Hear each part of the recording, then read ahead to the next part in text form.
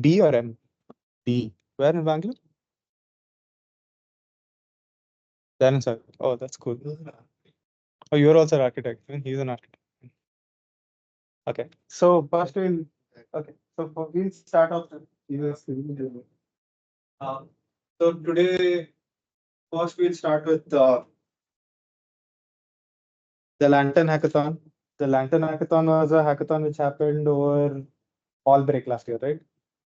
It was a very interesting hackathon because the data was weird. We're very used to very like lot of data points and less number of rows. Yeah, Lantern Hackathon, I think it had 80,000 columns, but only 46 rows. So you have small amount of data, but you have high dimensionality. So that was the issue with Lantern Hackathon, and it was a drug response prediction hackathon hosted by them. So these are the guys who won it. Harish and oh, sorry, what was your partner's name? Like Madhuri. So they won it. Please can you come up and talk about it a little? And they got interviews with them, which were very tough. So you can ask about the interviews as well.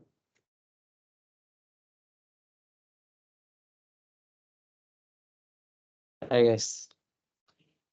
I'm Harish. My teammate was Madhuri. I asked her to come today. Uh, this is an exam week. All of us are busy, so try to make some time today. Uh, so how is it going for you all guys? And the same. I mean, for most of them. Except Janvi, everyone's I mean, this was like the start of the week itself was like heavy for me. Like I had one exam yesterday, today one, and a class. The last exam is like somewhere in May, but most of the work is in this week and the next. Mm. Okay, so uh, yes, yes. right there, right? Or if you want to write using the iPad, like if you don't mind, like I can share. It'll be a little weird though, but like if you're not used to it, I'll just here.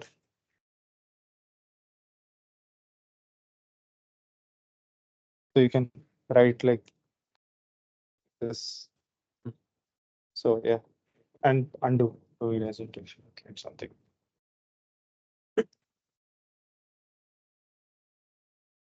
So I'll try to tell you guys about like how we approached the problem, what it was about, and like where we might have like uh we might have actually made a difference compared to others, or in our thinking maybe that's what we did, and maybe in hindsight what else we could have done. That's how I'm trying to like structure whatever I'm trying to do. So firstly, the problem, like Hari mentioned, there were around 16,000 features, I guess, and only about 48 rows that they had given. So the problem was the features were about the DNA and RNA related sequences, and there were few categorical columns like one of them was which tissue, I mean the name of the tissue, on which tissue if the drug uh, elicited a response or not. So if the drug like produced a response in that tissue, the target variable was one, otherwise it was zero, like a classification. And there were four drugs basically. Let's just say A, B, C, D, and there were combinations of these drugs, A, B, and C, D. So we had to like create models to predict those responses uh, for both all the four drugs as well as the two combinations. So we had to, like, if you think about it, like you had to build six models, maybe separate or the same model, but whichever is producing the best results. So that was the problem. I guess it's clear, right? Like the problem, what is happening there. So so if you look at it, like look at the data set, there are 16,000 features around just 48 observations. What would be the first thing you guys would do?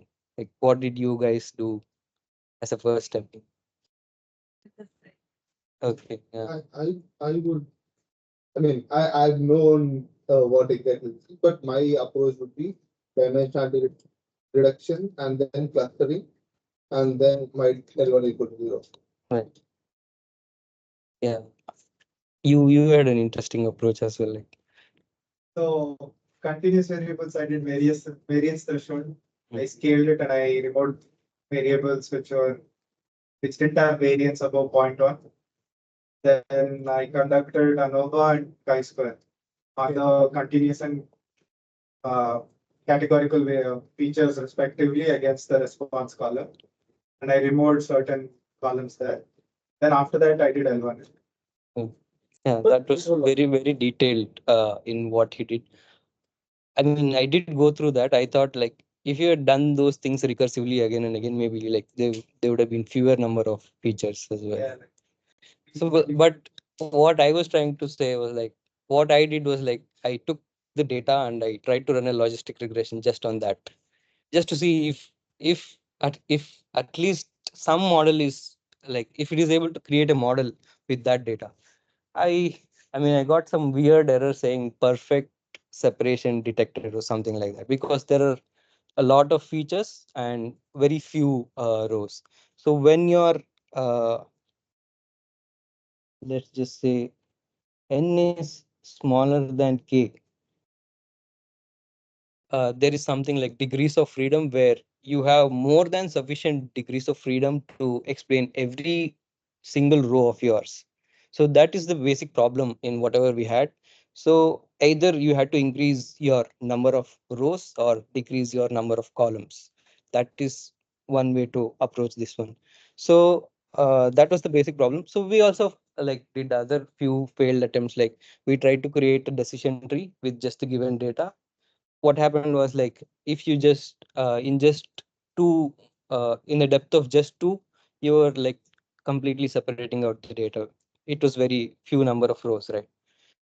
Even if you remove those columns and try to do it again, it would still be like within one or two depth, you will still be able to separate all the things. So it won't give you much information as to like what could be the important features, or you can't even make a model with just a depth of one or two. So that was another problem. We also tried to do using PCA. Uh, there were 48 rows, so the maximum number of PCs you would get will be 48. But we tried to limit threshold of variance at 90%. So if I want to retain 90% of the variance in those rows and columns, I was getting around 25, 26 features. That could have been one way to do it. After that, like do whatever classification models you want to do and do that. But one of the requirements of the problem was that there should be some sort of interpretability to the model. In that, at least you should be able to say which of the features are most important. Uh, there were 16,000. If you can tell like these are the top 10 most important features, that would be one way to interpret the model. So they want at least that to be there. If there is no interpretability, obviously there are neural networks and all these things which we could run. So because of that problem, uh, what we want is a simple model where there is some sort of interpretability, but the prediction is also like good enough. So after doing all these things, uh, there were a lot of failed attempts. I would say all the logistic regression which I tried to run, then the tree and the PCA. Then we went back to the drawing board and saw like what could be the way to get that NK relationship in some sort of some way where we can work through it. So after that, what we did was we took first one drug, let's say the first drug, and then we tried to so the first drug had a problem, another problem of imbalanced target variable. Like there were only very few responses from that drug. So we had to oversample. That was there because we had to increase the number of n. So we had to oversample, but the way we did it was we did not oversample the entire data. We only oversampled the rows which had a target variable of one. I mean, the positive class was oversampled so that the model will be able to learn about that class as well because of the imbalance. There were a lot of zeros, very few ones. That's what we did. And then basically, we could have done a lot of things where you restrict the number of features. One thing we did was lasso or L1 regularization. We could have used ridge regression as well, but uh, lasso has this property of uh, yeah, yeah, shrinkage is there, and it has this nice nice property of giving you sparsity in in the data. So it will make a lot of your features to zero, and there will be few features left. Or if you use the same thing for ridge regression, there won't be zeros. Like it will divide the parameters equally among all of them. It will try to divide among all of them. At least that's what it does. So we used lasso and built our models. Uh, that is, I mean, I am guessing like all of you guys know how to build a classification model and do it. You just in lasso, you're just adding those lambda parameter where you had to tinker with the lambda parameter and see where you might get some sort of between, I mean, one you want to get an accuracy, and also between training and testing there should not be a lot of gap. So those are the two things you test. So we found like there are two important things that we did. I mean, that's what I feel anyway. I feel like what we in whatever we did, two things were most important. One was like using lasso we were trying to predict, but uh, you want to know like where the model is going wrong so that we can correct for it. The way I said was like we oversampled only where the target was one, right? So that we found out by doing this leave one out kind of cross validation, because the observations were very few. Only 48 were there. So one was to use the leave one out cross validation, and we were able to print out each of the prediction and see like for each variable what it is doing. So because of that, we were able to see that it's not able to predict a lot of ones. It's, I mean, it's trying to predict everything as a zero and very few ones. So that was one insight we got because of that k-fold. And also like we used most of the data for training, about 95% of it, and only 5% for testing, because if you leave out a lot of data, your model won't learn enough about what is happening. So that is one of the things we did. And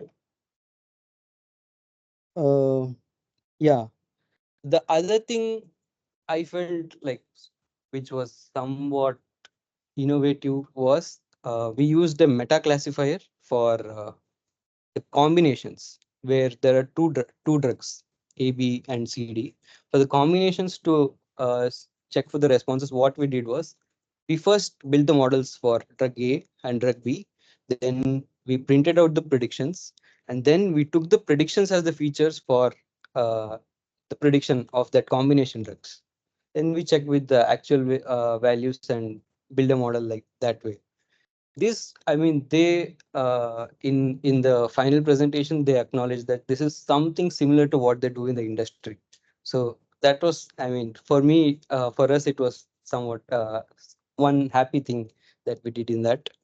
So in the pipeline, when you pass through the AB drug, Mhm. and after AB drug, after say, uh,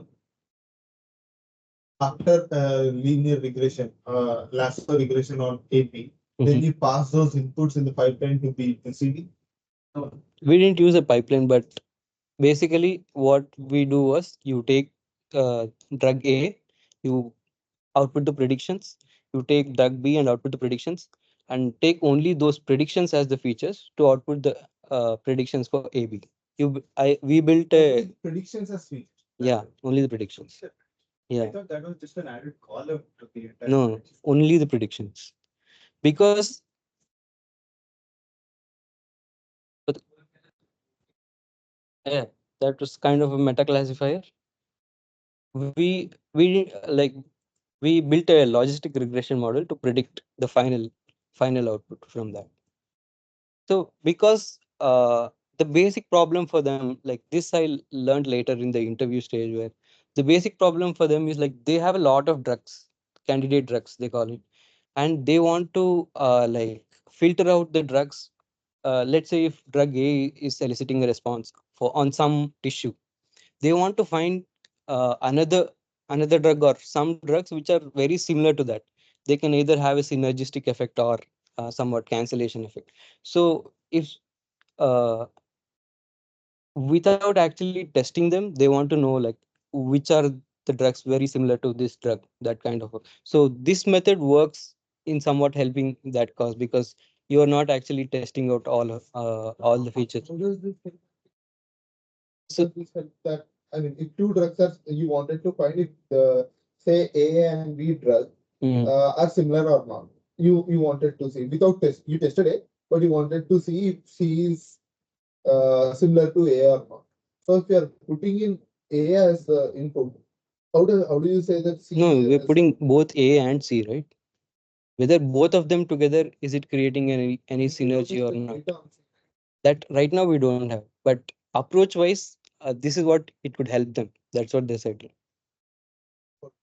If they don't do the data on C because they want to avoid the testing phase of C,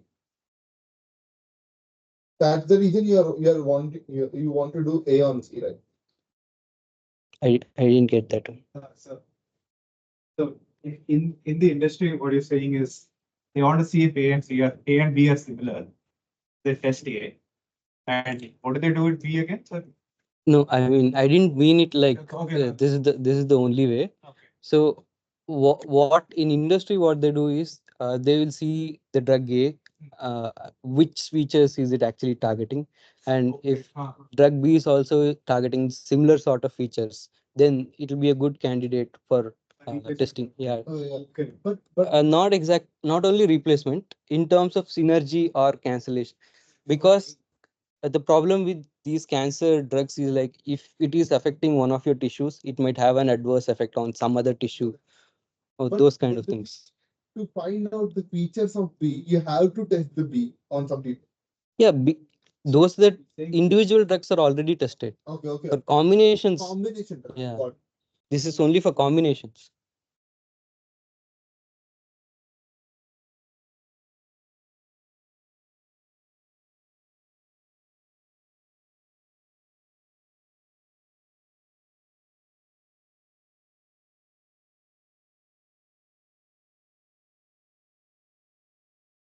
Uh, yeah, Evaluating the responses, right? So yeah.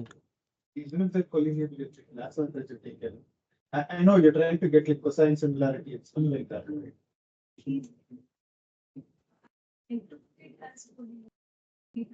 No, it's like, okay, now I might got the question. Sorry, go ahead. Collinearity in what sense are you talking about? In building the model, we are building them separately for A and B. So there is no collinearity.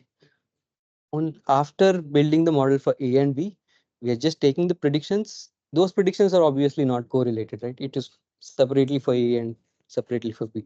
So then we are building a model using only those features to predict. I mean, the response we already have, A and B, what is the actual response? We are just trying to build a model whether this works out or not. And I mean, maybe it was lucky for us that it did work out in that thing.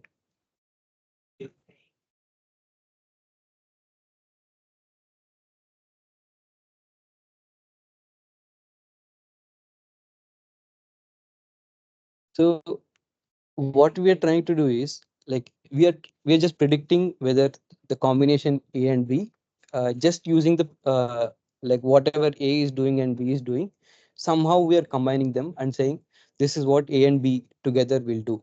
If whatever features A and B are targeting, like there is some backtracking needed for that. This is just the prediction phase. So whatever features like A and B are targeting, if those similar sort of features are found in some other drugs, I mean that we didn't do. I mean we didn't have the scope to do so much. We were just doing the prediction problem. So for them, like this could be a way where they could look at the features targeted by A and B separately and together. If it is similar in some other drug, maybe that could be used as well. Or like in terms of combinations also, the like major problem is because there are a lot of drugs, they don't know like which ones to send it on priority for testing. Because I mean you can't release drug just like that, they have to be tested on human trials, animal trials and all that. So this process is just to like hasten that thing. Like if you can find some few candidate drugs, like uh, in at least in machine learning models and in theory they are similar to like AAB or AV, those can be on priority sent for testing as well. That is what they're trying to do. Yeah, right. Yeah. So this is just the prediction phase. Like if they have to find drugs similar to that, they have to see which are the features, like what are the values and all that stuff. I mean, we didn't go into all those details. We just did. I mean, for prediction, what could be the way? That's what we were thinking. Mhm. Right. Yeah, that was only for drug A because that I mean I said it like that. What we actually did was for one drug, uh, the imbalance was like 20/80. For second drug, it was like 40/60. The other one 50/50 like that. So where it was 50/50, we oversampled randomly both zeros and ones. Where it was imbalanced, we tried to like correct for that imbalance.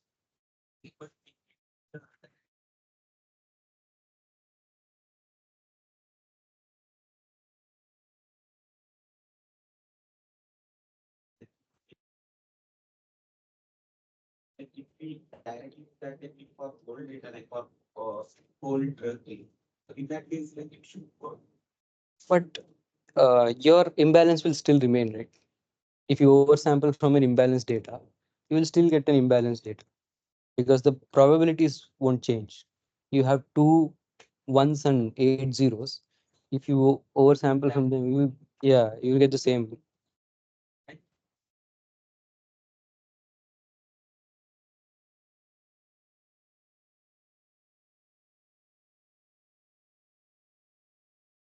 So the problem itself, they were asking accuracy as the metric. They wanted highest accuracy. So we optimized for accuracy.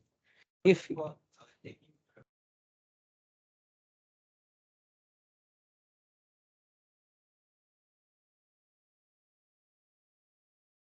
yeah,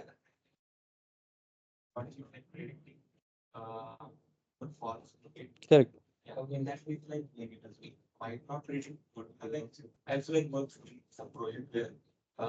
Correct, correct. I understood. So you could have used precision, recall, or like combination in F1 score also. F1 score takes a weighted average of both precision and recall. But that's what I said. In the hackathon, the metric was accuracy. So we optimized for that. But even while doing that, if your model is just predicting zeros, that's of no use. So I mean, even when looking at accuracy, we wanted to be sure like I mean, test data is not seen by anyone. So if it works on that only, then you'll be able to do something. Or I mean, it's some use. So while accuracy is the metric, you can't predict everything as zero and say I have 98 accuracy. That's no use, right? So that's what we were trying to do. Yeah, yeah. So that is what we did in terms of modeling. Uh, as a part of learning, like in hindsight, I learned a few things later on after doing this hackathon. One of them was one thing was like, yeah, recursively maybe we could have done that again so that the features could have reduced even more. Because I remember like he was saying, generally as a thumb rule, what you want to have is for whatever number of observations are there, you want to have 10%, around 10% of them as features. But this is a very like atypical problem. Like it's not easy to get to those 10% of n.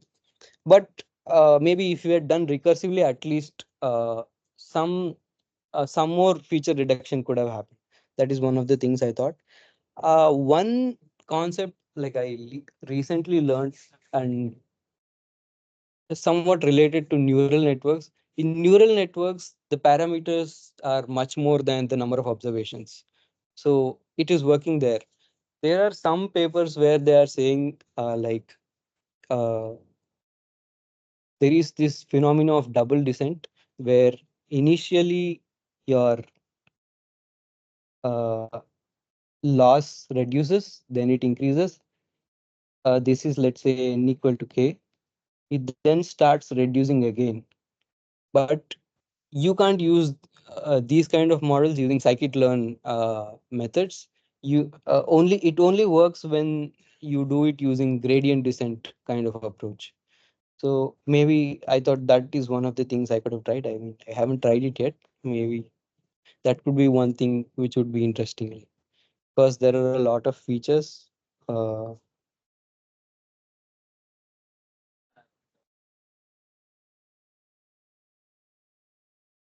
it was different for each of the drug. For drug A, it was something like 50.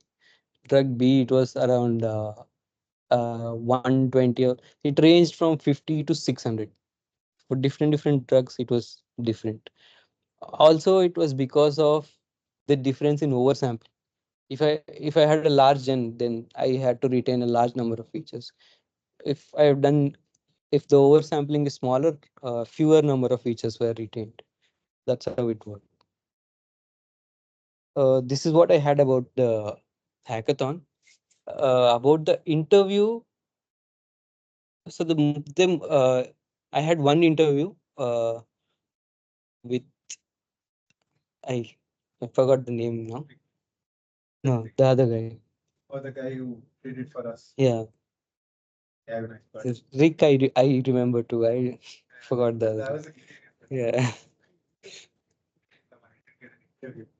They presented the presentation. right. He was Yeah, talking about challenge to Valorant. yeah. So in the interview, he mostly spoke about what the problems are in the industry, like what they're trying to do in their company. It My interview was most of the time it was listening and less talking. I tried to pitch in some of the ideas which I had. So for this one, uh, generally like clustering is the most basic approach like we will think of, right? You have some drugs, you want to see drugs similar to that. You would want to cluster all of them together and see which of them are nearer to that. One way I could think of was like based on the A/B testing, whatever I had learned. I think Mahalanobis distance, you have also spoken about it a lot. So the Mahalanobis distance actually looks at the distance at each feature level. Clustering will generally look at the distance as overall distance, yeah, Euclidean distance in the whole space. But Mahalanobis distance looks at distance at each feature level. So that might be a better approach to try to find which is the closest one. Uh, I tried to pitch in some of the ideas like that. Uh, he told me I did very well in the interview, but I was in India at the time. Maybe they couldn't schedule the later interviews and stuff. They are still talking. They said there is one June cohort they might be considering and all that, but nothing much happened after that.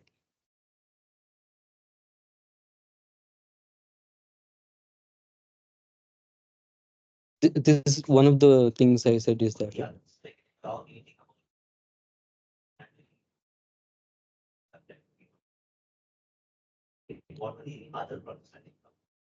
they didn't talk much about the ML part, the problems in the biopharma industry, those kind of things.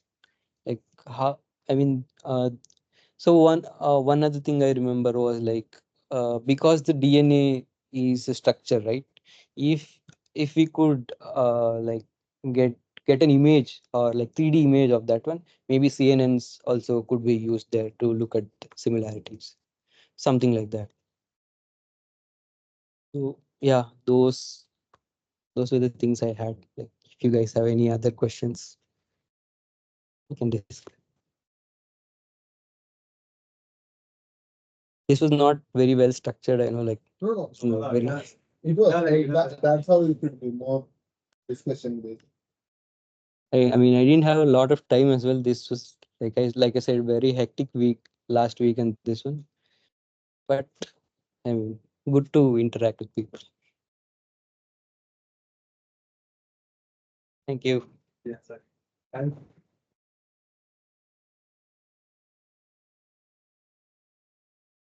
so yeah, like think- thanks, Harish. Like very smart guy.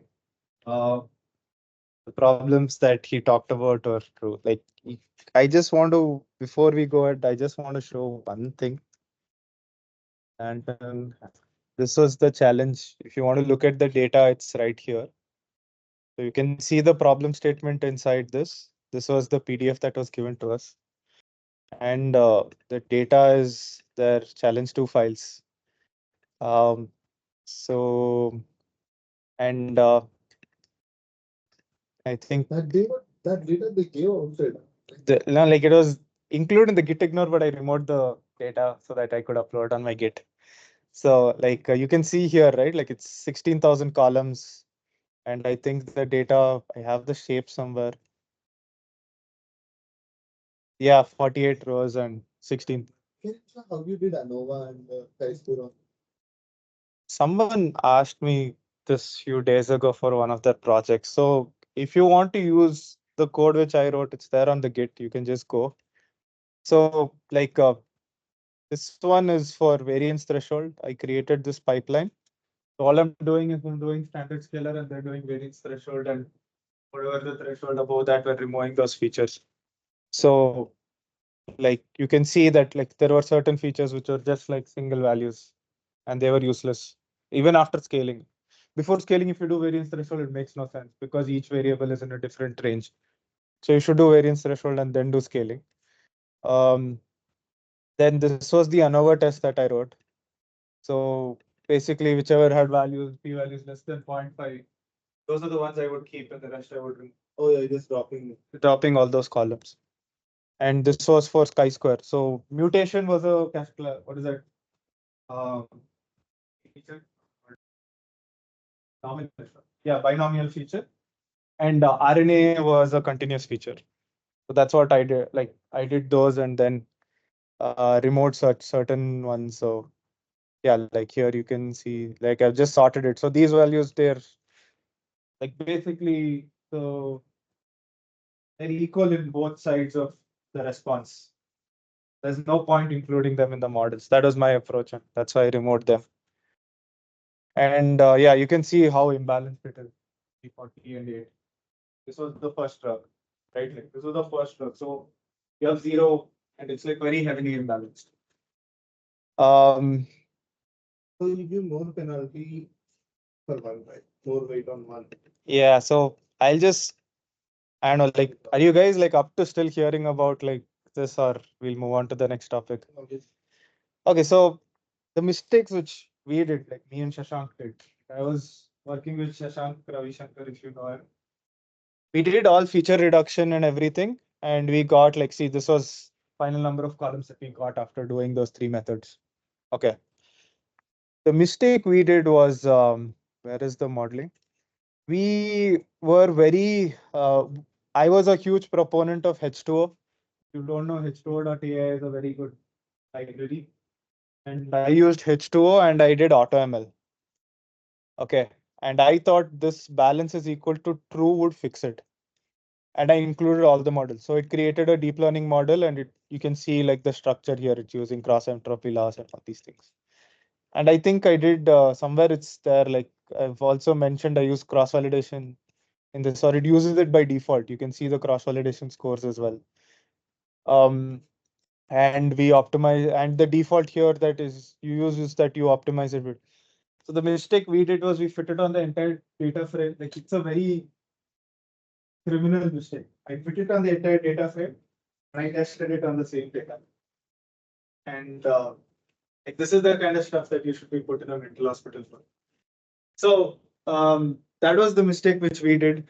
What we should have done was done the jackknife method, because uh, again, I've told this in the past as well.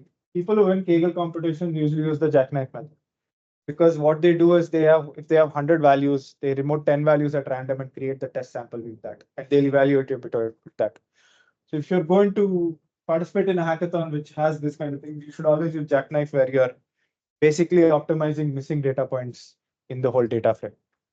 So the 48 data points that they have, on that only you create the test data set, on that only you do the validation. You just do jackknife on that, like cross validation, jackknife on that, and then and the other thing was simple models work. Jackknife is day one out. Leave or not. Sorry. One more mistake we did initially was we first did the oversampling and then did the partition of training and testing.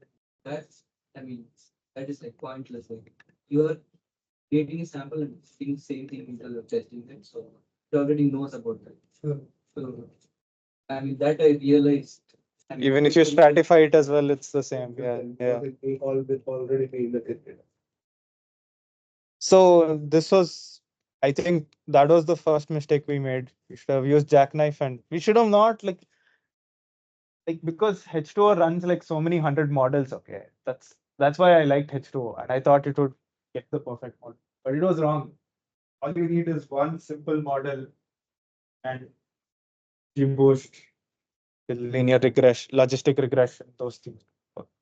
So just don't rely on very complex models. I think that's my point. This was something else that we looked at. It's called simulated annealing, but we didn't use it in our final submission. But yeah, like I don't know, it happens, you know. So yeah, it's a very interesting problem. I'm sure they'll come again. Whoever is going to stay back, whoever is not graduating, right? Please participate in that hackathon. There was another one on NLP where a lot of people use, I think, Distilbot, right? Like that was what they told in the interview. Like use Distilbot for topic class. Yeah, do you remember what it was? You worked on challenge one, right? Okay. Okay. So I'll spend 15 minutes on this and then we'll do the resume part. Oh, yeah. So neural networks, everyone knows, we beat it to death by every professor ever. Basically, what happens is you're taking different if you use if the whole neural network, all the activation functions are logistic regressions. You can look at it this way, where you're building multiple logistic regressions, you're taking the input outputs from them and putting it into another set of logistic regressions. You're taking that and then putting it into another set of logistic regressions. The problem was uh, the initial single neuron, which is called perceptron, was designed in 1958 by this person, but it never could solve the XOR problem. So XOR problem was solved by uh, SVMs, and it was not solved by neural networks. That's why no one believed in neural networks and perceptron. And even though you could fit even if multi-layered neural networks came into play, the problem was computation. So whenever you're trying to solve something which is like take the input from one and then you're basically trying to solve all those weights, at that point in time, what happened was you'd have to calculate like the Jacobian matrices and all these things, and you get so many normal equations and you're doing all of them at once, and it's very tough to calculate. So that's why this went into, no one believed in it. SVMs are very useful. I talked about it in the first class where why SVMs people liked was one was when it came to images, right? Like your face has a certain structure. Your eyes are above your nose is above your mouth, and SVMs are able to capture that very easily, and that's why SVMs are more used. Even when we're talking about like celestial bodies, right? You want to identify if a point in the sky is a planet or a star, but all you have is the thing. The SVMs would basically, you could basically have a spatial representation of space using SVMs as well. So that's why, like there are multiple reasons for why SVMs were preferred over neural networks, and I was talking to someone when I'd gone to India who had studied algorithms in the 1990s, and he was still saying the same thing. Like GPT is out, fusion, all of these things are out. He was saying that neural networks and all are fine, but SVMs are king. And I don't know why. Like it is proven that SVMs don't work anymore. So wait, oh, okay, yeah, that's just the. So this is how like multi-layered neural networks solve the XOR problem. So it would create two channels. SVMs would just create this huge channel, but it was this. So all of you already know this. Most of you already know. Like, no, I think all of you already know this, and that's about it. How do you introduce nonlinearity in SVMs? Sorry, in neural networks is using activation functions. Another interesting thing about neural networks is it's essentially like a gate, right? Like, because perceptrons are gates, I just switches on or switches off based on the input. So neural networks caught on because it also like represents how you can create like these gated networks. So that was another thing which was interesting at the time. I'm done talking about neural networks. Now we'll talk about the history of neural networks with these three people. They're called the godfathers of AI. They won the Turing Award in 2018. Turing Award is like it's called unofficially the Nobel Prize in Mathematics. These three people are very important and their journey is very important, I feel. Because especially the guy in the middle, whose name is Jeffrey Hinton.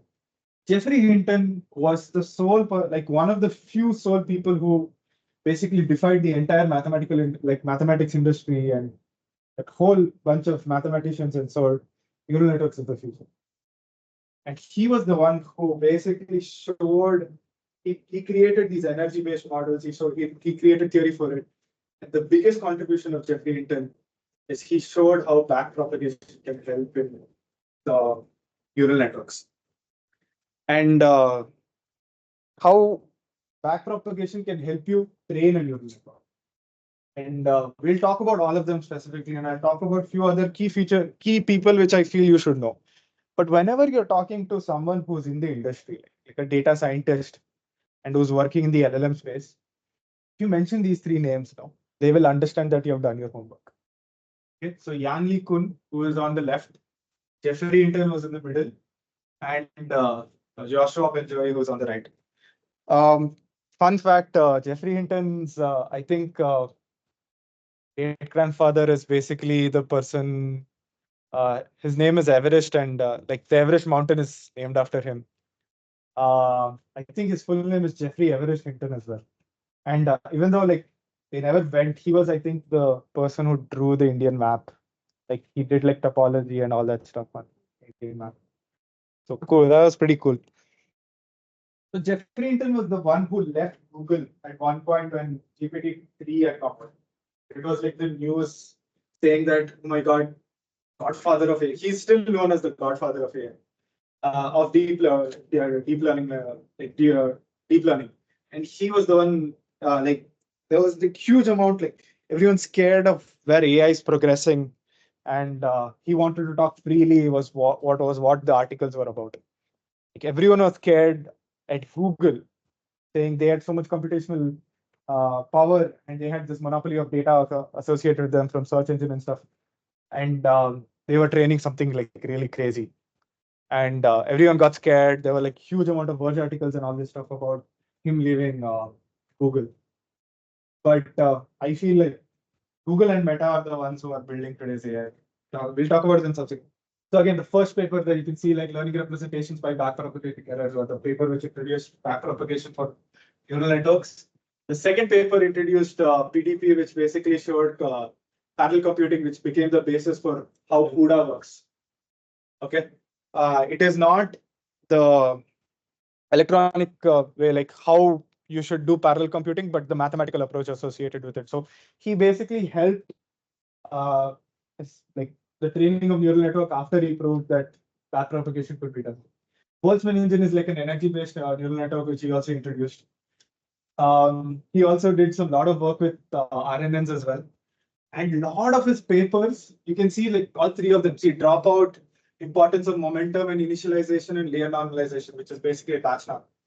All of these papers were all published by him and his co-workers, where he basically helped.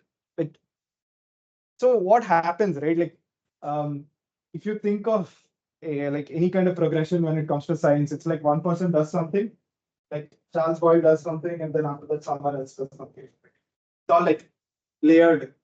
But you can see that all of whatever has come from neural networks came from these, are somehow related to these three people. So that is the importance which I feel we always overlook whenever we're studying it. Like knowing the history is very important in my opinion. And these three people were like basically like they were standing on their laurels essentially. And CFAR is a huge what is that non-profit organization based out of Montreal. I think it's associated with University of Montreal or something, but CFAR is the one institute which does a lot of neural network research and stuff like that, and lot of like these democratizing AI and deep learning and all that stuff. And if you know the data set CFAR 10 came from CFAR. So Jeffrey Hinton was this huge this thing. The other one is just want to mention this generating text with RNNs is also with Elias who Kerber. I forgot the guy who basically outed Sam Altman in OpenAI. Okay, we'll keep that in mind. So Jan LeCun was the other one. He is the picture on the left in the previous slide. And what he did was when he was working for AT&T Labs, he created he wrote this paper, backpropagation applied with handwritten zip code recognition, which introduced the first convolution. Convolution networks were basically, it helped with images essentially. It debunked all the other models, all the SVM models, and showed how we could use convolution networks for images. And it was trained on this data set. Can anyone think of why this is so monumental in nature? Except the fact that it was the first CNN, why was this monumental in nature? Any kind of suggestions here? Computer vision started from. Yeah, computer vision started from here. Like why was this important? Like, why was it built on like MNIST? I know I'm like kind of giving a very broad context, but okay. Because everything is numbers, right? No, it fixed the OCR problem. A lot of our before this, everything was text, like handwritten, right? And they were trying to digitize it. And before convolution networks, what we had to do was pattern recognition first. So we had to define that 5 is in this certain pattern, 3 is like this, 0 is like a circle, 1 is one straight, 7 is one on top of this. But if this is not too much, this. So it overcame this huge amount of like pattern recognition, like what do you say, like feature, like yeah, it basically showed that neural networks did not need what is that feature? What is that feature? Like not feature important. What is called like what is it called? Data pre-processing, like feature pre-processing. And all you need to do is you can just put your input in, and your model will create it. Like that was the first recognition that came from the LeNet, essentially, which was written by Jan LeCun. And it showed the potential of neural networks that could generalize over every image that is possible. You didn't have to tell that eye is above nose. In SVMs, you had to do that, right? You had to show that eye is above nose, mouth is above nose, and you have to tell all of these things in first. And like some people have long faces, some people have short faces, so you have to do like normalization and all these things. You didn't need to do this here. You could just input the thing in, and you would get some classification associated. Yeah. Sorry, representation. Yeah. So it fixed the OCR problem, and then after that, he still works for Meta. He is the reason why Meta is still so open. We'll talk about that again. In terms of AI, right? Like they're very open source in nature in comparison to the other institutes.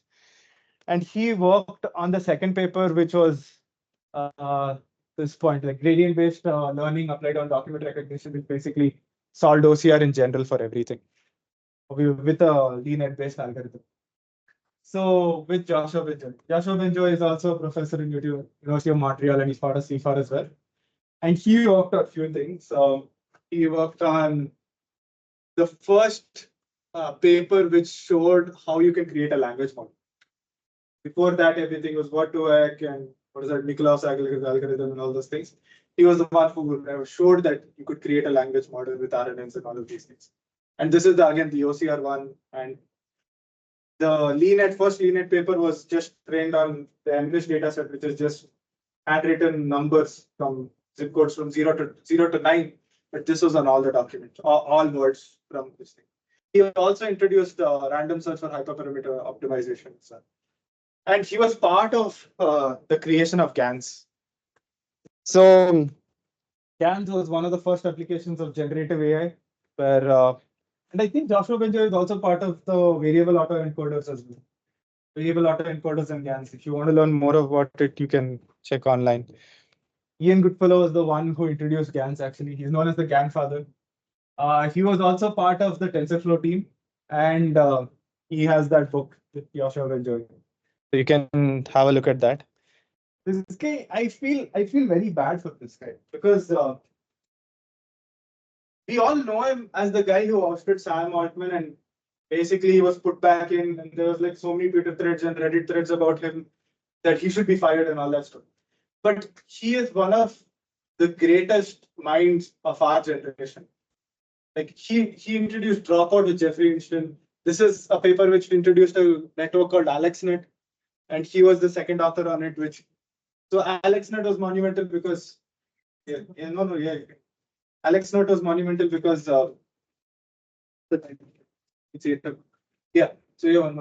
So AlexNet was monumental because after convolutions came into play, like no one was using ReLU and all those things. So that's why he helped build AlexNet, which was smaller, but it would have the same efficiency and it could generalize well. It's still used in the industry. Then sequence to sequence models as well. He was part of that paper. The AlphaGo paper, which was a big thing, right? Like we were talking about how AI can beat you in chess. AlphaGo was also another game that it beat, and he was also part of this thing. The other thing is attention is all you need paper. Everyone should know this at least. This is the paper which introduced transformers, which basically are all GPTs and things. My last slide here is like Meta is the hero. Like OpenAI is not. OpenAI was supposed to be this non-profit, but they have completely changed from being a non-profit to something else. I think that's what is very frustrating for me because like GPT-1 and GPT-1 was they had given the data set that they had trained on, and they had also given the model. And like anyway, this Google's model, which was what was it? BARD, not BARD. Not Gemini. Like the ones previous to it, there was BERT and Palm. Yeah. So Palm basically outdid GPT-1, so it didn't matter. But when it came to GPT-2, Sam Altman was already in, and there were other key figures inside the organization, and they did not release the data on which GPT-2 was trained on. So that basically started this trend of being closed sourced in AI. And we're seeing the consequence of having these proprietary technologies and nothing going ahead. In that sense, Meta has done law. Like they at least like they don't release the data that they've trained on, but they release their entire model out in public. And that's why I feel like Meta is responsible for creating PyTorch. And unlike Google with TensorFlow, they still don't own rights for it. They've given it to the Linux organization, but they still contribute to it. Like TorchTune came out a few weeks ago and it was developed by Meta. And Meta, they could have been like, I'm just going to create my own chip and I'm not going to use CUDA, but they've opened it to Apple as well, and they've created metal processing, so like MPS, which is metal, all of these things. And they've released Llama 1, Llama 2, Llama 3. Llama 3 is also open source, and they've created all these different versions of it. And Google is also fine, but like Google Gemini and GPT-3 are still closed source, and they're like very like, it's so closed off. And they're creating this environment of monopolies, basically, and that's why I don't like it. And Jeffrey Hinton also a few days ago, I usually agree with him, but one thing he told this somewhere in a conference where he was not fully pro of democratizing AI, and I'm not sure if he was misspoken. I haven't looked into it yet, but he basically said that the more we put AI on, like after Llama 3 release, he told that the more we put these large language models out in the market, we basically open source everything. that it's like giving how to build nukes to everyone, which I disagree on. Knowledge is knowledge. So I think this is my rant essentially. And like Meta, like yeah, like they like Facebook has all these privacy issues, Cambridge Analytica, and all this stuff. But Meta has done so much for AI, and we have to give them credit for it. Even Nvidia is like the a bastard of a company because Nvidia also what they did was they had this revolutionary technology. Like they built on this revolutionary technology called CUDA, but if that's proprietary, they're not going to open source it. So AMD, Intel, and all they're not going to. So they're basically benefiting. They're like the secondary, what is that, beneficiaries of this whole AI boom. And no one else is able to keep up with them. And it's, I don't know, it's creating this monopolistic nature in the market. So that's why I feel what Meta is doing is very good. What OpenAI is doing is completely wrong. Like, and especially the sound, what he did is, what he's doing is completely wrong. Again, it's his company, he can do whatever he wants, but I don't know, it's just going in the wrong direction is what I feel. So these are my 3 cents on this. Um, so now what we'll do is, yeah, so I've given this repository. Before we go to any other questions you have, I know I went on this small rant. Yeah. So what you can do is, first thing is you fork this repository to your Git repo, or you can download this entire thing. The things we need today is GitHub or a Hugging Face account. Um, Firebase is optional. We don't need Firebase. If you just want to store your prompts, whatever come into your GPT, that's where you need it. Other than that, what else do I do? Like, yeah, OpenAI key. So what you do is first go to OpenAI Playground.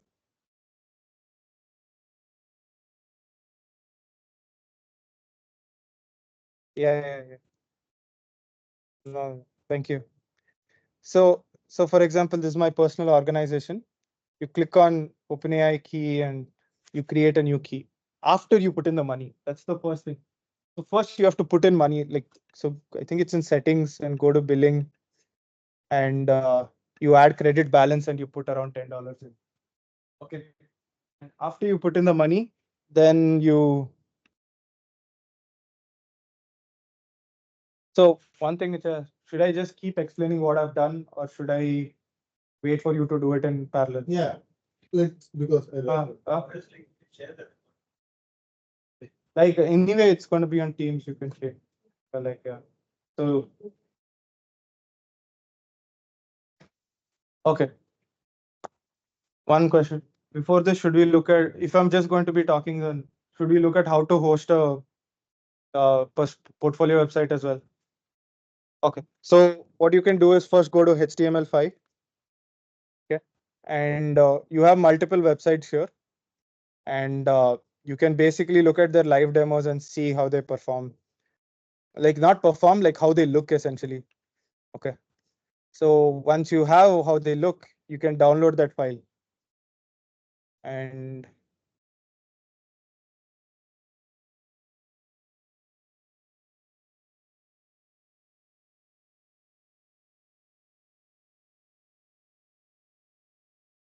okay, now let's open VSC code.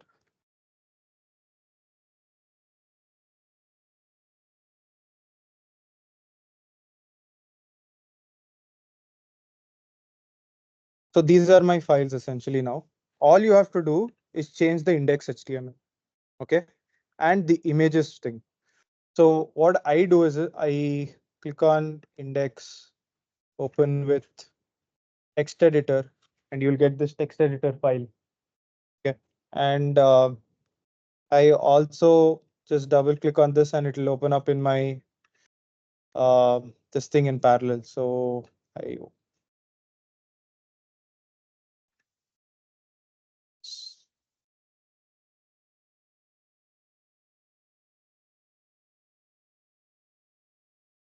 okay.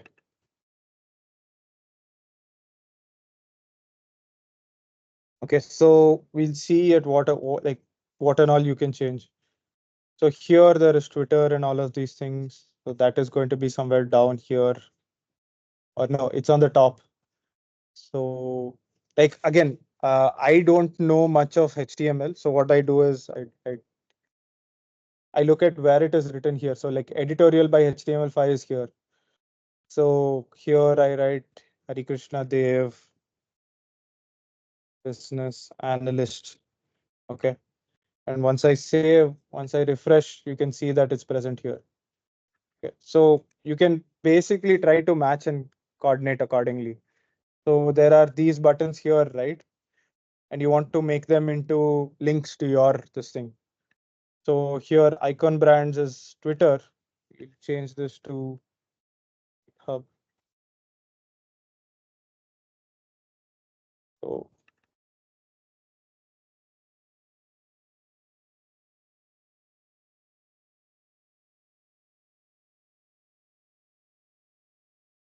so now you can see that what was Twitter basically changed to GitHub. So like even though I don't know HTML, this is how I basically go through it. And it's so they have like multiple like sections, right? So you can change it accordingly. Another thing you can do is you can copy it section by section and put it into ChatGPT and say change it to add these features, and ChatGPT will spit out the right code. Okay. So after you've created all of this, what you can do is let me go to GitHub and go to your repository and you create a file. You create a repository. So you can create a repository using the new, and like your username is there, right? You have a username. You type in the username and then put .github.io. Okay. For me, because I've already created it's present, but you have to make sure it's your username.github.io. And then you create the repository and you include the README file as well. Okay. So after that, what it does is it'll create an empty repository. And you basically drag and drop all the files that were present here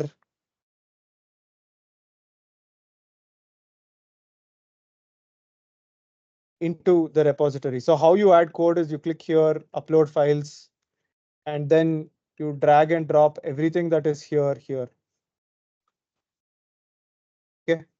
Now let's just click on cancel. So I'm not going to do that because my files are already there. Another thing is, which I forgot to tell, is there are images here, right? So like this is an image which is mentioned somewhere. So go to pic01.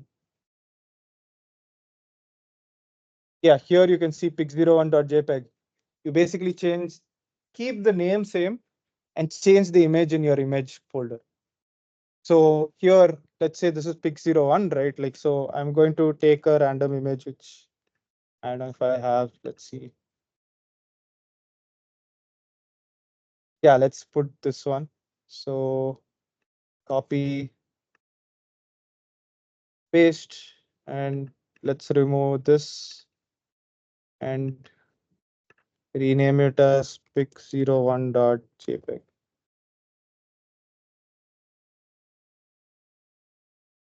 Okay, so now this is fixed, right? So where did it go? Is the website?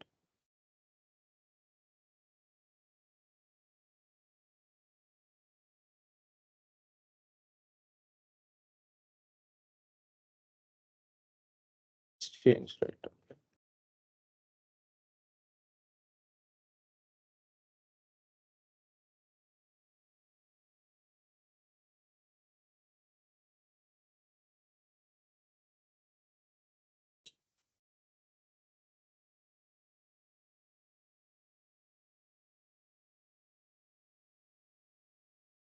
Oh yeah, it's here. Sorry.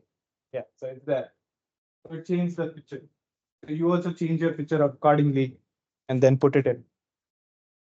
So you don't even have to like change anything here in this file. You just change your images accordingly there.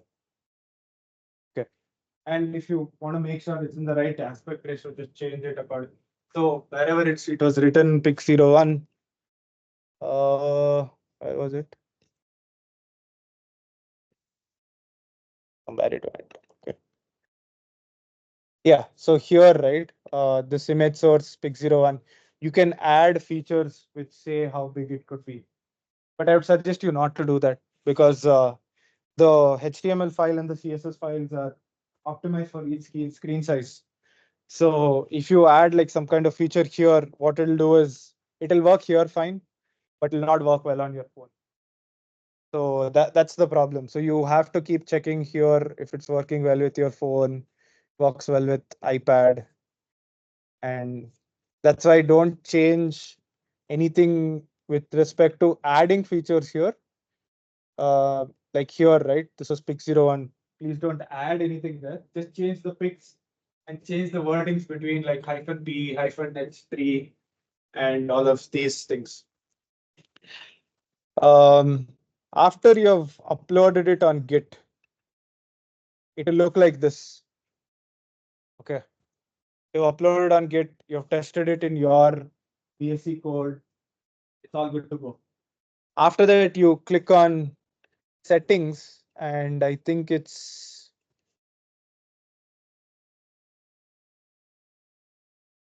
where did it go? I keep forgetting. Is it in branches or not code spaces? Pages. Yeah, here you'll get an option to release it out into the web. And Okay, GitHub pages.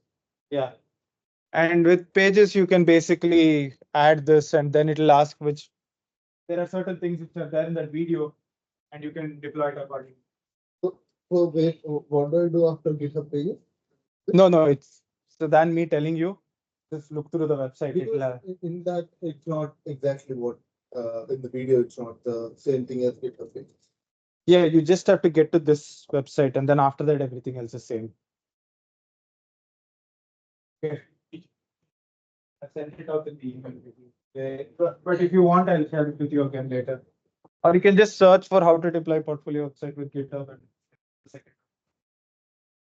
And after this, it'll default, it'll create like your username dot github.io. But if you want to create custom domain, like let's say I wanted to create honey.com, then you use these domain functions, which is also present. The documentation is there right above it. And you basically add these features there. Okay. So there is adding custom. Yeah, you have to give it some, what is that, some certificates and stuff. So you can buy it from GoDaddy, GoDaddy, Go.com, or whatever it is, GoDaddy.com. Or other websites are also there where you can buy custom domains. But custom domains cost money. And having it as it is, I feel at least shows that you have proficiency in GitHub, and it shows like, and it's free as well. So it works. So again, like I think my point is you can put this entire code, like take this entire code and put it into Gemini or ChatGPT and ask it to change it with your what is that resume by giving it your like if you have GPT-4, you can do it entirely with your this. But if you have GPT 3.5, then take certain blocks and then edit them accordingly. Um, I think HTML doesn't require these tabs, so it doesn't matter. Correct me if I'm wrong. It doesn't matter, no. You can keep it all in one line, so it doesn't have to look like this. The indent does not attribute anything other than it looks good for us, and it's easier for us to change it accordingly.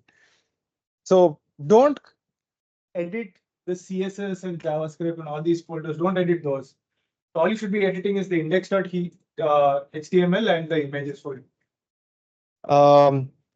That will basically help you create this website. So if you go and look at my Git repository, which I created for this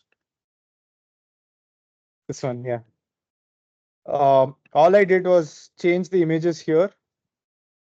So like background.jpg was the new image that I put in few days ago, and overlay.png was I didn't change that. This also I didn't change. I just add like these kind of logos and stuff, which again ChatGPT will do for you if you want to tell do this. And so like for example, you can also do another thing if you like how my resume looks, how my portfolio website does. Just copy my entire HTML file, put it into your HTML file, and then accordingly change. Like, for example, this is where I change that to the company you worked at and change it to ID, like whatever your job question was, and add your points from your resume. And if you want to add projects as well, where is my projects? Yeah, personal projects. You can see I've written auto-regressive model. Just take it as it is, change whatever is inside P, and change all of these things to whatever you want to use. And if you want to add pictures, you can use the same thing and just add it in the image folder and accordingly give it the right path so that it calls to that. I've given like GitHub links and everything. You can do that as well. And it should, once you deploy it, it'll look very similar to this. And yeah, that should work. So the emails that I sent, the resume bot, I've also embedded into this. I will talk about that once we create the resume bot. Yeah. So I hope it was clear. If you have any more questions about this, let me know. All good. So those videos are very comprehensive. And I just copied whatever was told in the video. And the only things I changed were like wherever I could see, like again, like see, like I changed this. No, these things were not there. These things are commented out. Like I added this and I added this. Accordingly, I added my points. So like, for example, LI is bullets and UL is how you start bullets and you give the type a square. And H3 is the heading 3 and H4 is heading 4. In Jupyter, like 4 hashes is heading 4, 3 hashes is heading 3. So that's like essentially the equivalent to this. And that's about it. This one we'll talk about when we look at how to embed our file. This part of it is given by Hugging Face, so we don't have to worry about it. But this part we'll talk about.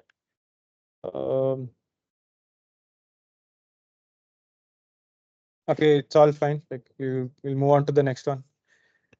So what we have done is essentially, like what I have done is kind of not very complicated as such. It's pretty straightforward. We look at it in the EDA, this thing. So what we're doing is you have your resume, you have another set of data which is like very probable questions that come with this.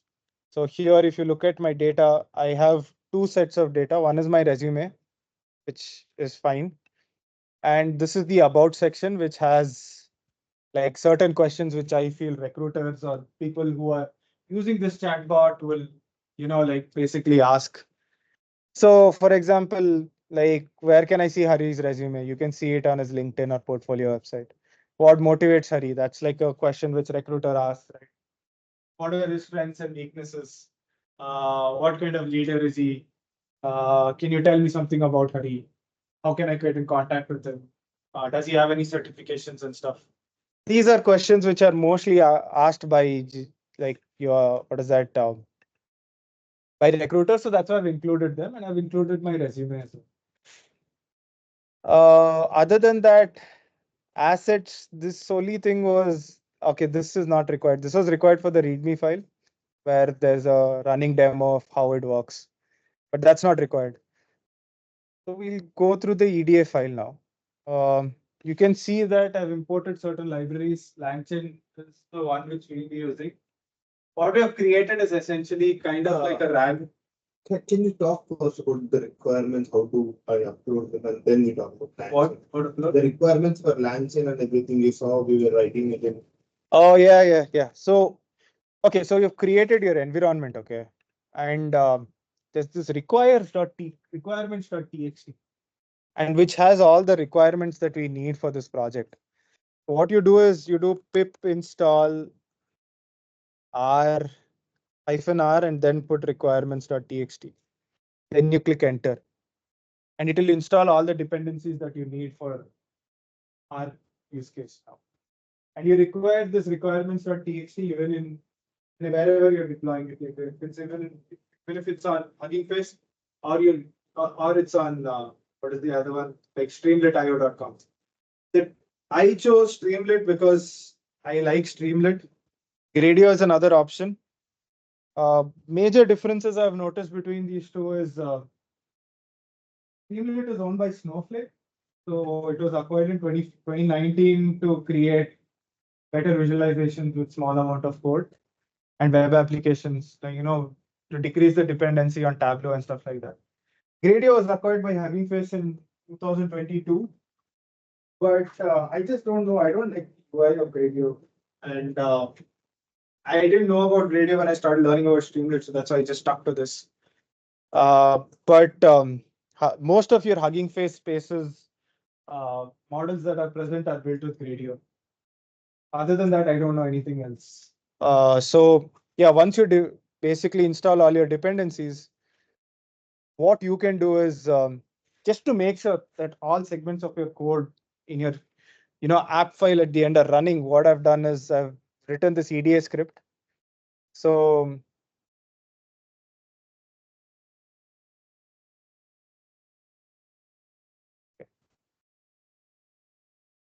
what you have to change is, again, you have to change the data. You have to put in your resume and you have to put in your CSV. CSV is not important as of now, but the resume is very important. Okay, so where it go?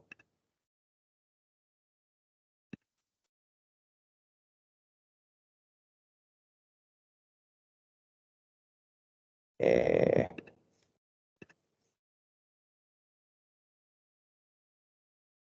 yeah, it run.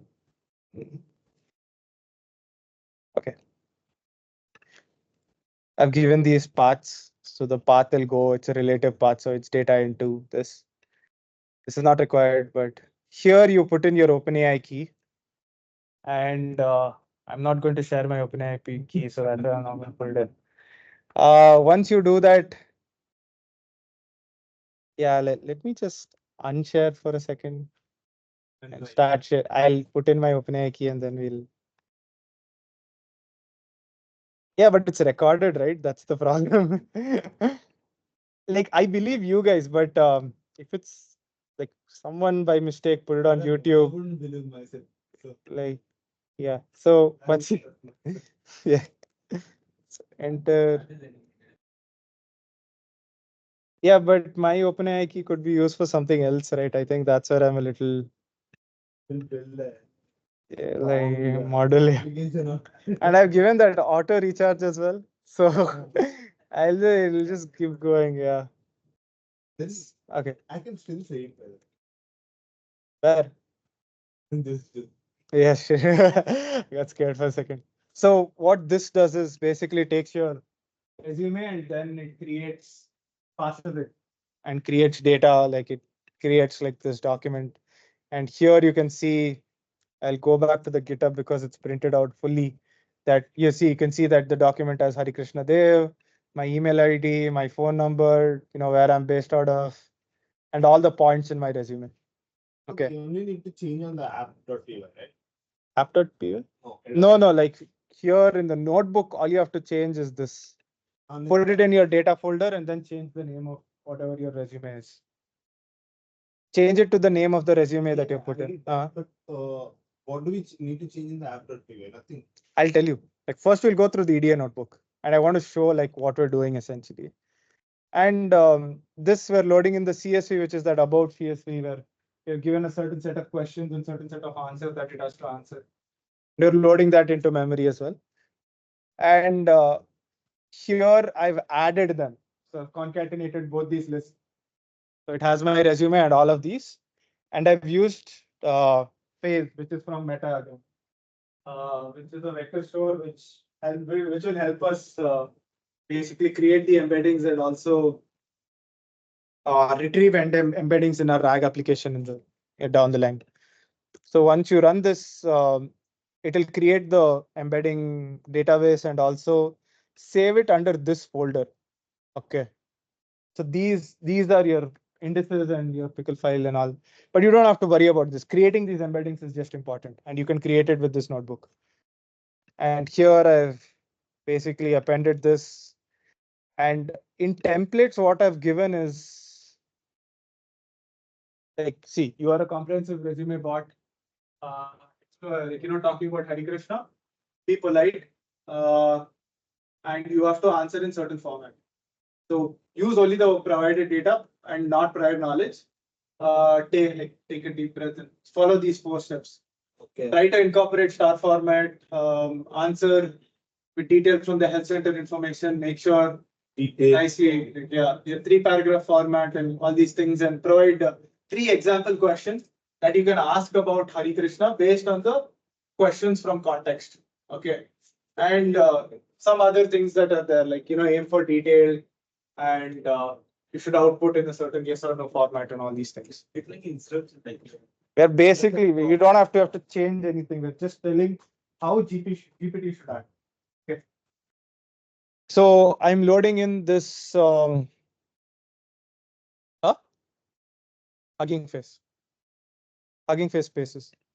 Okay, and so this vector database, which I created a retriever, which is basically look at the question and look at your database and choose relevant information than putting all the information in each context.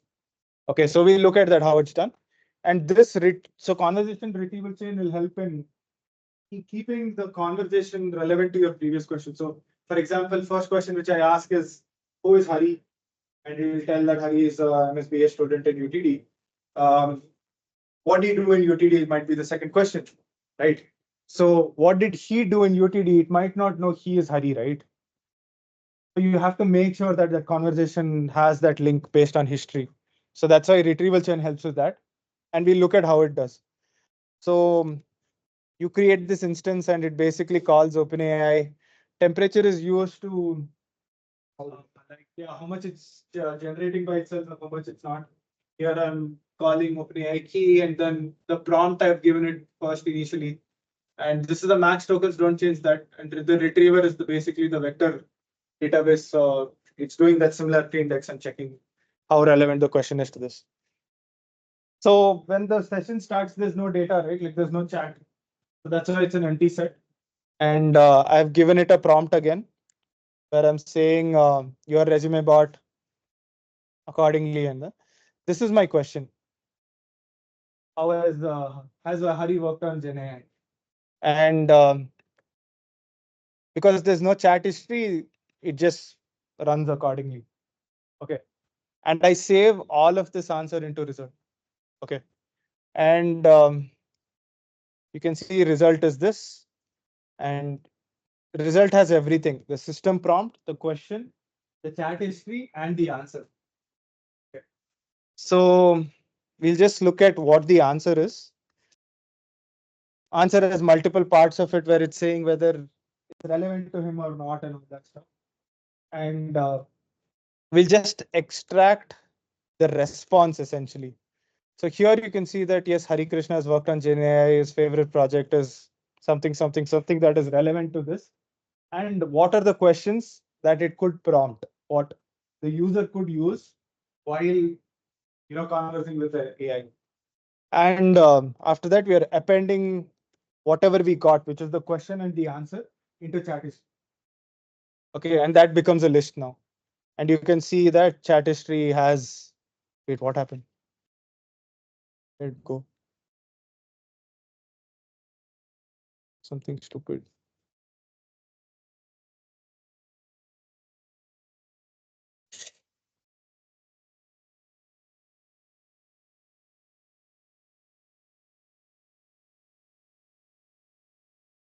It's still active.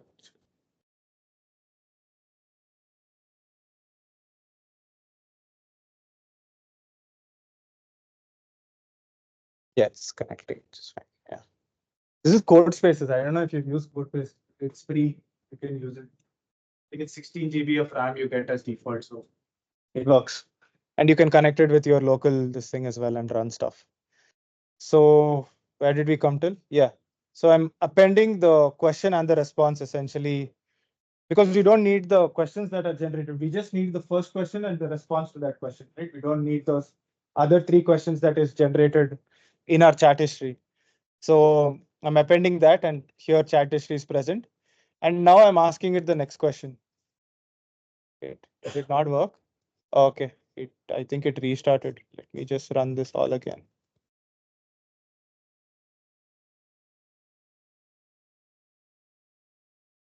What is this?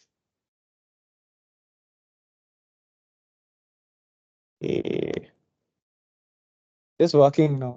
What happened? Right, good.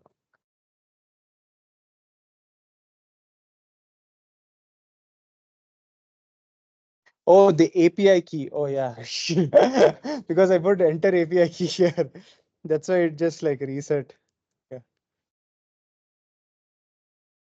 I know you can see the API now, but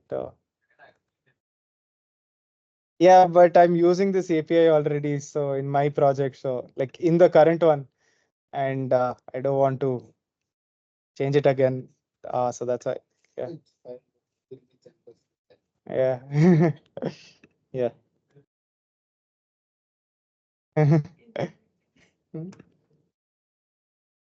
For once, I'm not doing He's not this. trying to remember Yes. the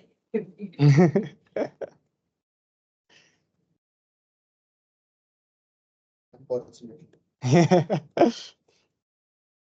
Okay, so yeah, so this chat history is present, right? We're using that chat history in your chain again. So giving this context of this previous question and answer, and then the second question will be based on this. Okay, so that's how it's working, and it creates this chain again, and you will see you're appending it again, and then you're basically doing the same thing iteratively again and again and again. Okay, so that's how it works. Like, I hope this made sense. We're creating OpenAI instance, we're feeding it with relevant data with you, with your resume and that CSV with all these questions. What you could do is also you could create a TXT file which has like a comprehensive summary about you, where you have basically detailed your whole life. And you basically use the text loader which is present on a LangChain. So if you go to Lang,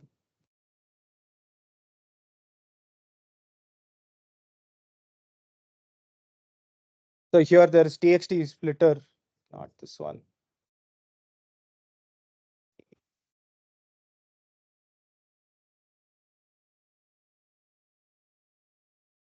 See, okay, yeah, I guess this one is fine. Yeah, you can use this essentially, your cat text character splitter, and then basically do this. And this is what we're doing in the EDA notebook. Okay. What you could also do is you could add your OpenAI key here. Okay, this is not required. MongoDB, it was just I was trying something and it didn't work, and that's when I used changed to Firebase. But you can add your OpenAI key here for your app essentially, which we'll do next. So now, how is the app working? We look at that. You understood how it's generating responses. Right now, we will only focus on how it's logging these responses somewhere. So if you look here, right, like I've created this Firebase instance, and it's under fire, like this Cloudfire, this thing, and we'll go to Query Builder and have a look. Order by sending timestamp. And you can see like all the responses that are there. So this is the question that it was asked. Where has he worked? And this is the answer that was given. Why do we need this? We have to make sure that tomorrow when we want to create, like tomorrow, let's say your GPT is not functioning as well as you. You've seen some recurring questions and it's not answering what you'd like to answer. So that's when you basically add those questions to the CSV and run the notebook all over again. Okay. you run the notebook all over again so that it creates these 5 indexes again. Okay, and it will update your vector store. Okay, or what you can do is just delete these and run the API file with the updated CSV, and it will create it by itself. So we'll go through parts of it. So here, it's using the OpenAI key. And here, for example, the streamlit.firestone.json is something that you get from here. So once you create this, which I've shared already, like you basically go here, go to Firestone, and I can like add database. So I can create only one database per person. So you have, when you create it, you will get your own, what is that, prompts that you'll have to do. So let's go to my other account and see. So I create a project, let's say resume bot demo.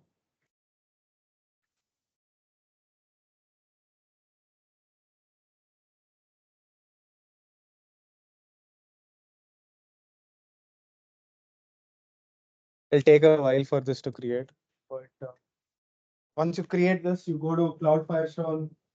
Create a How database. do I run requirements on Git? Like, how do you run in the sense? That pip. No, where do I run that? In the normal. No, in code spaces. If you're doing it in your local laptop, then you just run it in the terminal in your local laptop. So if I have the Mac right now, Hmm. I run it in my backend, and then So it depends on where you're running the notebook. Where are you going to run the notebook? uploading that on the. I'm directly editing it on the. No, go ahead. You got it, yeah. I'm directly editing it on the Git itself. There, like, yeah, you can't run on Git. You have to open it on code spaces in Git if you want to run it on Git, or else you run it on your local laptop. Okay. So here you click on Firestone, click create database. It'll ask you default, all of this stuff. Create database and test. I've told create it in test. It just makes sure that you can delete certain values. That's the only difference. And once you create the database, now the database is created. Click on this, click on project settings, go to service account and download the JSON file. This is one flaw that we have right now, which I'll talk about. So once you create this generate key, you will get the JSON file that you can download. So it will look like this. Where is it? Something like that. No, 1 second. Where did it go? Hey, I thought I just got it. Oh, it's here only. 1 second.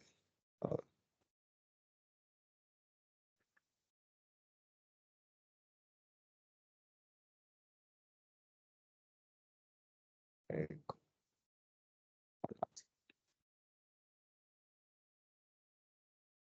Yeah, it will create a key like this. Okay. So yeah, just keep that key with you and go back to our app. Where was the app? And you put it in .streamlit folder. Okay, so that's where I've referenced it. Or if you want to put it in a different location, you can change the path essentially to that. And you can rename it to whatever you want or keep the name as it is. Now it will use those credentials. Okay, this is another thing. The cache resource will help.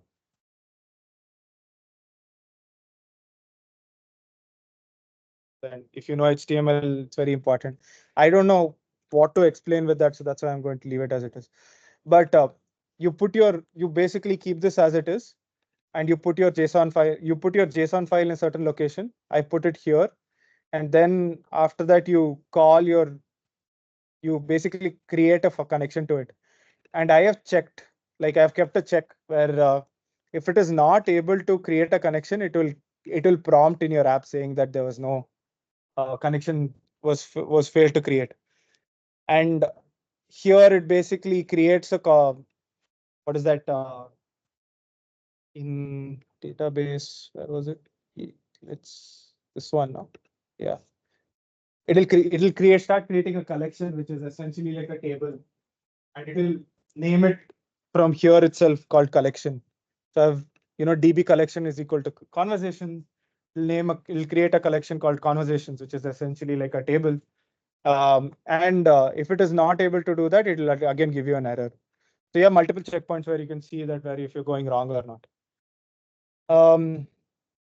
This is just like, adding a picture in, giving the name to it and stuff. So for example, here, where is it?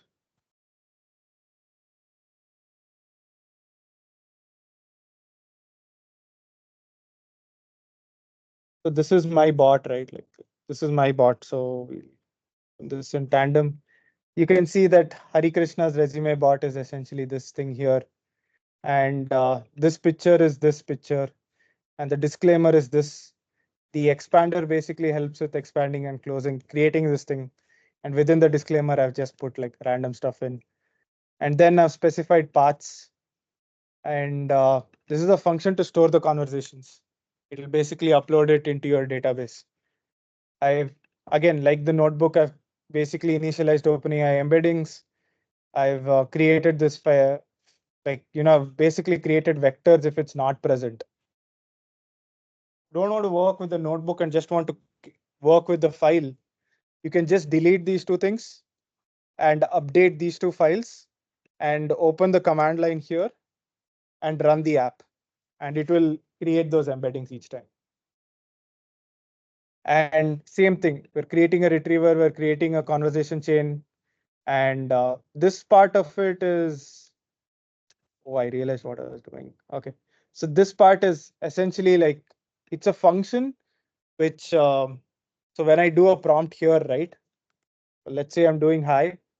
This thinking and the turning thing is what this thing is doing. Like it's creating spinner, and then it is basically trying to prompt so that in the meantime, between the time of when you're creating the query and the output comes out, doesn't look like it's not doing anything. And then again, after everything, I'm just appending all of this. If you don't know if it doesn't know, these are just like, keep doing this. Yeah. If it doesn't know what it's doing, then it basically tells that it doesn't know what it's doing and all that stuff. I've just created these checks essentially. So yeah, the UUID is like a unique identifier for each session that is being created from each session that has been created in your website. And these are just like small things here and there. This is a placeholder message that is present. So once I basically start a new session,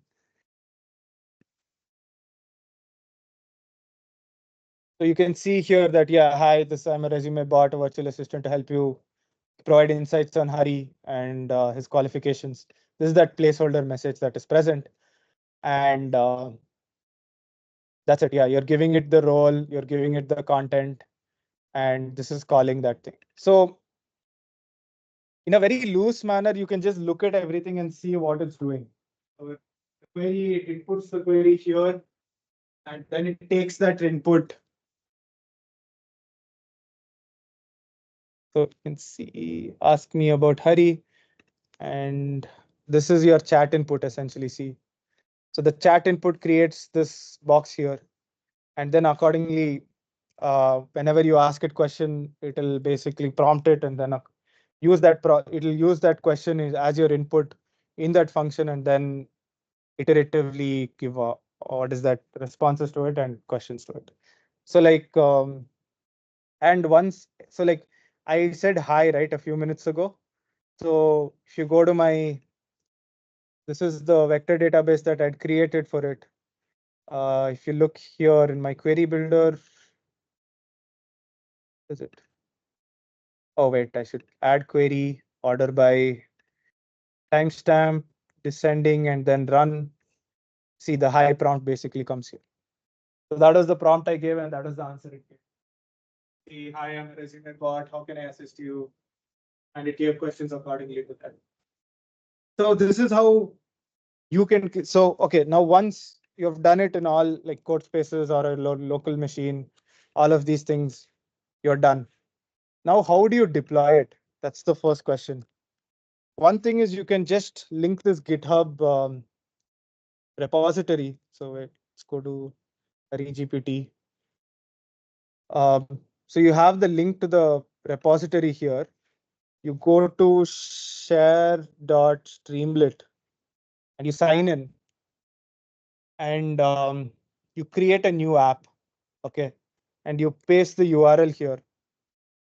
You specify that the branch is what is that?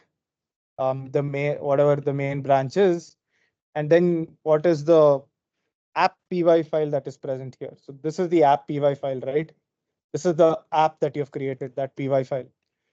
And you can change this link to like Hari, Krishna, Dave, uh, resume, bot, and go to advanced settings. And this is where you put in your OpenAI key.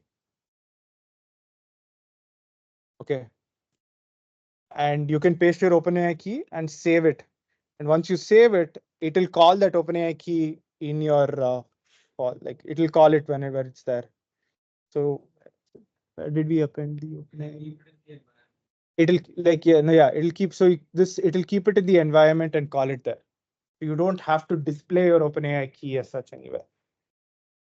So and once you deploy it, it'll deploy as an app somewhere. So for me, I had created an app a while back and it's not working anymore.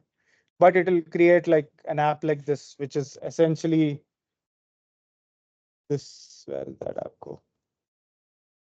Is the Hugging Face app? Yeah. So it'll. Why is this? Yeah. So it'll create this app essentially now. Then after that. Okay. So it'll create and it'll give you a custom link as well. So that custom link will look like this. So can you see like GPT data, Streamlit, and .app.io. So this is one method which you can do using share dot this thing. The other method which I like is using Hugging Face spaces. So what you do is you go to Hugging Face and there is a space. Once you click on spaces, you'll get a create new spaces option. And once you create this new space, you can name it something. Let's say resume bot demo. You give it a license, let's say MIT license. And there you specify that it's a Streamlit application. Okay. Once you specify that, you create your space, it will give you this. If you're familiar with Git, you can clone this repository into your desktop and then upload all the files. But if you're not familiar with Git, just click on files, click on add file, upload files, and take all the files that you had in your folder essentially, which was where was it? Take all these files and you dump them here. Okay. And once you dump them here, you commit to origin. And they will look very similar to this. So it will look like this then. Okay. And the problem is every time you commit, it will start creating the app. So that's why I like to do it by downloading, like linking it to my own GitHub, which is like basically what you do is you have GitHub desktop, right? You can click on this, click on clone repository, and you will get this link. And you click here, add new repository, clone repository, and then you can click on URL, put your URL in here, and you choose the path. Let's say I put it on my desktop and clone it into my desktop essentially. And then you can add all the files here and then do that. The only problem which I have right now is currently my Firestone key is currently public. I'm still working on fixing it. Once I fix it, I'll send out an email. But other than that, when you want to append your OpenAI key, you go to the settings and then you click on secrets. And here you can add a new secret. So you can add OpenAI key and put in the value there and save it. and it will be present as an OpenAI key. So it will be in your environment each time. So again, it will figure out that app.py is there. And what is more important is also your requirements.txt. These two things always have to be. Requirements.txt will make sure it installs all the required libraries, and app.py, it will generate the app from that app.py. So if you have multiple app.pys, it will get confused. So please try to make sure that there is one py file with your file, and there is one requirements.txt. And you can't change the name of that as well. It has to be requirements.txt with all your requirements that are present. You can just use my requirements, and this everything else is the same. And once you do that, it'll basically look like this. I'll just restart my space. So yeah, it will be saying like starting, and you will get like a prompt like this where it is installing all the dependencies, and the application startup will come in the command line. And once that's done, you will see it in a minute. It will show like whatever errors that you get when you are running it on your terminal. And yeah, that's about it. Like it will create the app. And once it creates the app, you want to share it now, right? You want to embed it. You want to get the link. So you go to the top right corner and click on embed this space, and you will get this direct link. And you can share that link with everyone. So for me, it is my username dot like hyphen resume hyphen bot dot hugging face dot spaces. And once I click on this, it basically opens up my app, which is already present. But I want to embed this into my portfolio website, right? So what I did was,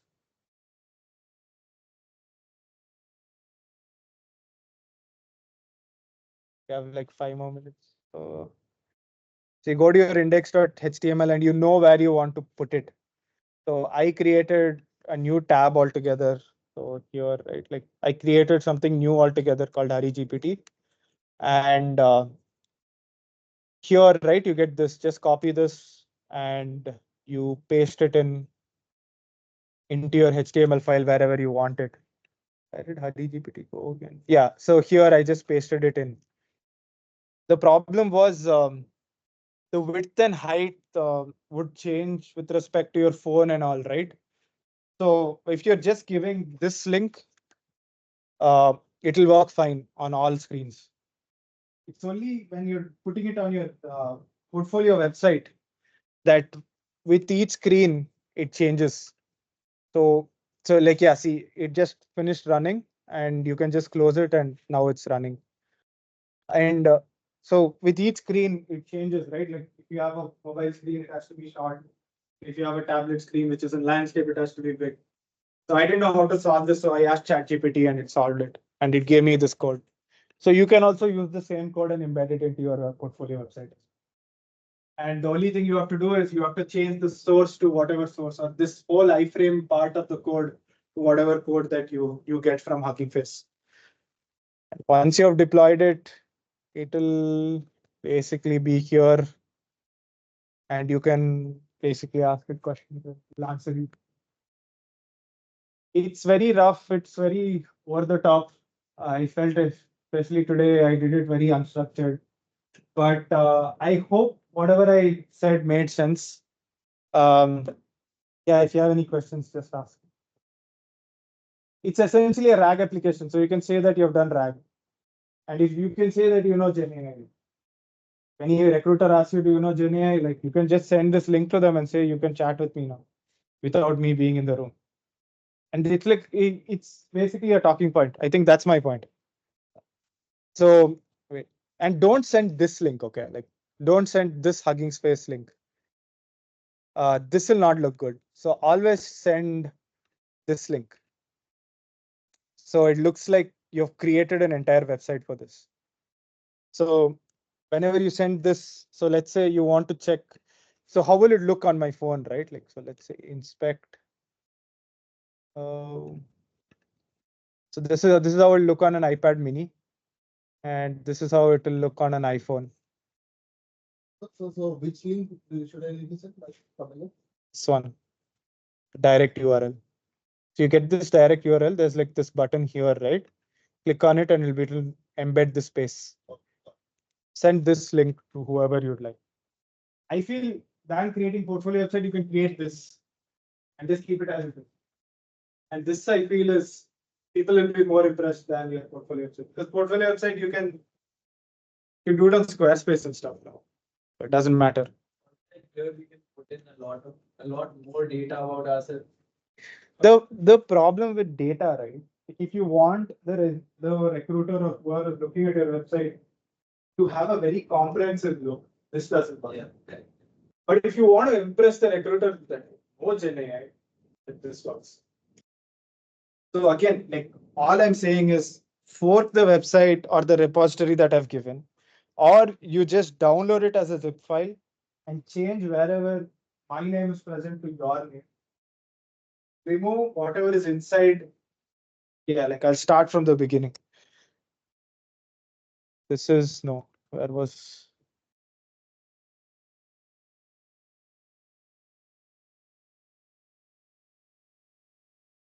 yeah, basically fork this website. Okay, it'll be written fork here, or you can just download it using code and download zip. Okay, and wherever it's you check each and every code, wherever it's written Hari, change it to your name, change the data points. So change data. So this change your resume to your resume and change the about Hari section to a CSV, which has appropriate responses for you. Okay. And then after that, run the EDA notebook with your OpenAI key, and it will replace these five indexes. Okay. After you do that, you can append, just add the Firestone key into your .streamlit folder and use this repository.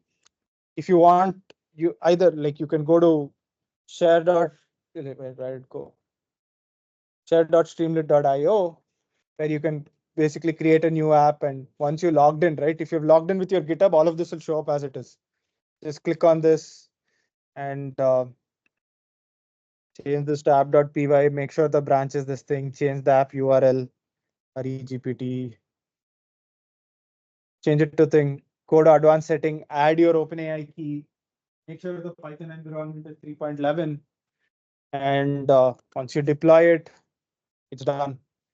You have this. You have everything now, and you can share it with everyone. So that's about covers it. Any questions? No questions. Yeah. So I'll stop recording. Yeah, you can